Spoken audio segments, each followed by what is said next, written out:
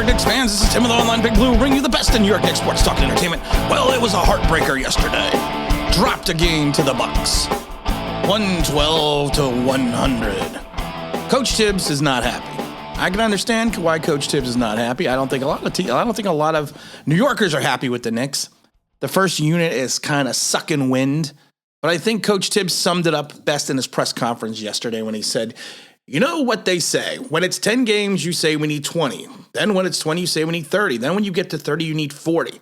And then before you know it, the season's over, said Coach Tibbs, referring to how much time the starters need to gel. This is a bunch of bull beep. And he's not wrong.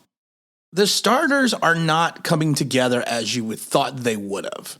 The starters are not showing the flash. The starters came out flat again last night and dug themselves a 24-point hole in the third quarter. Tibbs at that point in time turned to a second unit, dropped in Derrick Rose, put in the Quick, and they led the spirited fourth quarter comeback. It was a comeback. It was a comeback. And Quick hit a three to tie the game at 89 with 5 minutes left. Oh, then there was, the Bucks have collapsed a bunch of times recently. And you thought that this was going to be another one of those collapses. But then what happens is the Bucks just turn it on. They literally just turn it on. They went 26 from 52 from downtown. And that's the most ever three-pointers made in Madison Square Garden. The defense for right now for the Knicks just is not there. It's just not. The second unit, at one point towards the end of the game, I believe the Bucks hit 7 three-pointers in the fourth quarter to re-blow this game open. Now everyone's going to look at the net ratings. I always love it because you got to look at this. You got to look at the net ratings. That the Knicks net rating was negative 14.4 for the starters and plus 19.9 in 205 minutes for 61 minutes.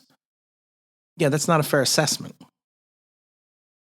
Usually your bench does have a better net rating because they played less minutes.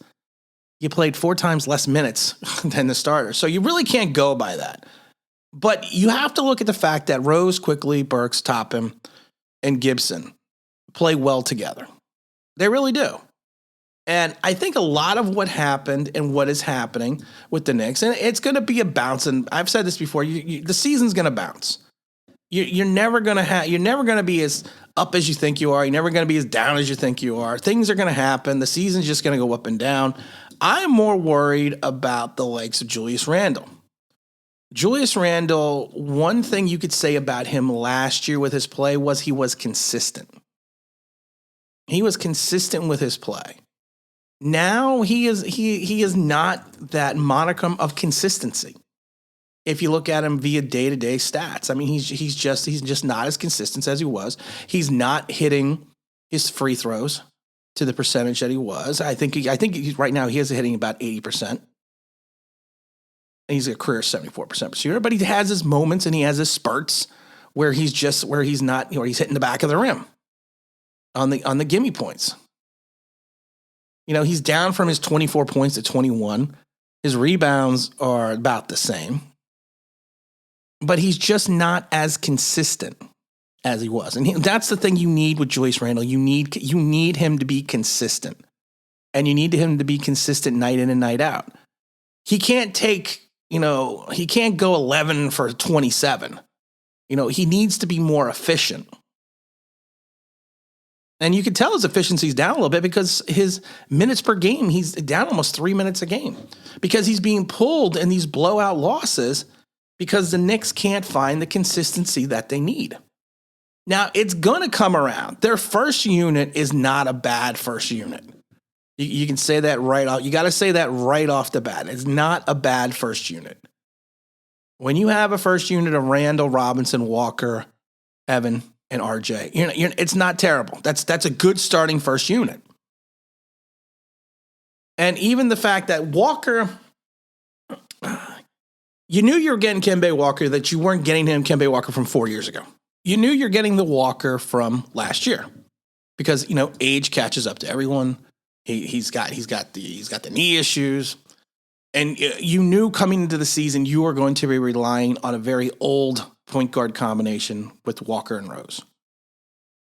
Now, the knee-jerk reaction, of course, is going to be, let's put in Derrick Rose. Let's start quickly. Let's do that. That'll change the complexion of everything. It might. It may very well. But you're also relying on an older Derrick Rose. And you're relying on Quickly, who has shown at times that he could potentially be a starting point guard, but he is better in the shooting guard position. He's going to be, and I've said it a million times, he's Vinnie Johnson of the old Detroit Pistons. He's microwave. He comes in and heats it up. Now, there's not saying that he can't progress into that role, but what are you going to do? You're going to bench RJ Barrett? You're going to sit Evan down? No, you can't. We have a good 10-man rotation. Obi Toppin, I talked about Obi Toppin.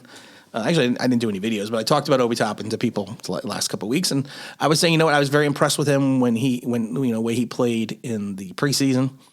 You could see he's maturing. He's getting more minutes. He's getting more valuable minutes, and that's what he should get.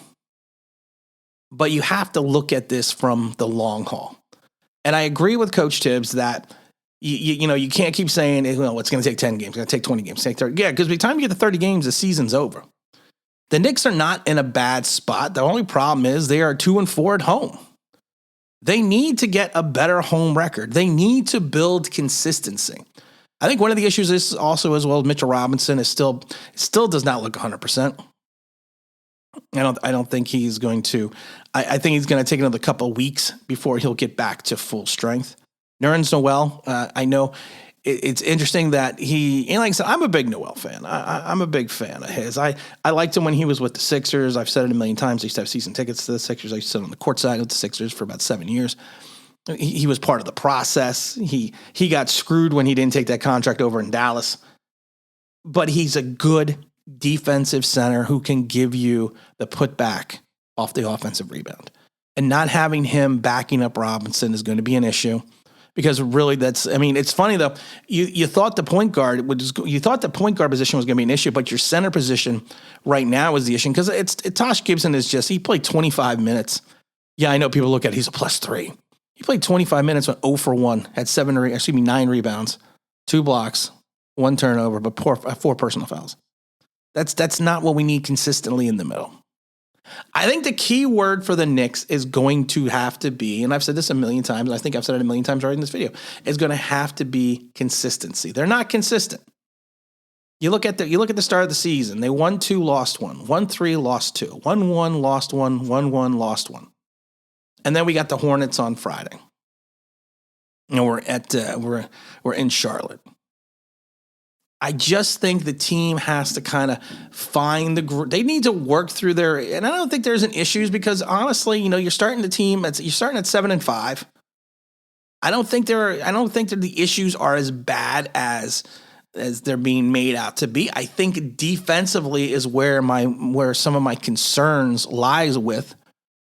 And Evan was never known as the greatest defensive player coming in. So RJ Barrett's still learning. Julius Randle, who has improved on his defenses, but is not a defensive stalwart. Your point guard position, Rose and Walker are okay, but they're going to get burned by the quick point guards. It's actually funny. You almost need a Frank Ntilikina on this team. Someone that can come in and be a defensive stopper because I don't see anyone that's a true defensive stopper, especially on the outside, especially on the wing. The team is going to be fine. The team just needs to find its groove. They're going to have stretches where they're going to burn off 7, 8 in a row, 5 in a row, and then they're going to lose 2, 3 in a row. And they're going to lose games that you think they should win. But I think the issue needs to be, we need to look at the fact that our defensive play needs to step up a little bit. We also need to figure out a way to solidify the point guard position. You either go with Rose or you go, oh, there we go. The music's popping in today a little bit early there, but we're going to close that out real quick as we possibly can. So we'll just move the music. And evidently the music's still going. What you need to do is you need to figure out what you want to do with Rose, what you want to do with Walker. I don't like splitting time between the two. I know age is going to be the factor. If you think Rose is going to give you a better chance to start off, You go with Derek and bring Walker off the bench. But one of these guys needs to play like 30 minutes a night. Walker's averaging 25, Rose is averaging 23. One of these guys needs to play 30 minutes a night, needs to be consistent, and needs to be a facilitator. Right now, when Julius Randle is leading your team with 5.2 assists, you almost miss Peyton from last year. I said almost.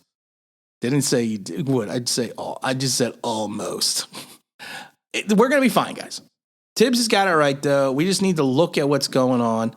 The Knicks will figure it out. Everything will be fine. We just need to, I know it's tough for Knicks fans to say, but you just need to relax. And again, this is Tim with Online Big Blue, bringing you the best in New York Giants sports talking, New York Giants sports talking entertainment, New York Knicks sports talking entertainment. And as always, if you could like, subscribe, ring that play thing, you know what I mean? That'd be awesome.